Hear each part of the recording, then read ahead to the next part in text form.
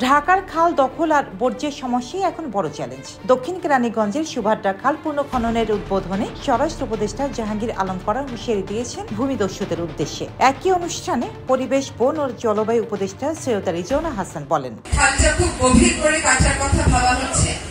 এখান থেকে কিছুটা অবৈধ দখল আমাদেরকে উচ্ছেদ করতে হবে, আর যেন অবৈধ দখল না হয় সেটা নিশ্চিত করতে খালের পাড়ে আমাদেরকে ঢালাই করে দিতে হচ্ছে। তবে স্থানীয়দের অভিযোগ ভিন্ন। তাদের মতে সঠিক বর্জ্য ব্যবস্থাপনা না থাকায় মানুষ নিরুপায় হয়ে খালে ময়লা ফেলছে। প্রতিদিন যে পরিমাণ বর্জ্য জমছে তা সামলাতে ইউনিয়ন পরিষদ থেকে দিনে ৩-৪ বার বর্জ্য সংগ্রহের ব্যবস্থা থাকলে খালে ময়লা ফেলার প্রবণতা অনেকটাই কমে যেত।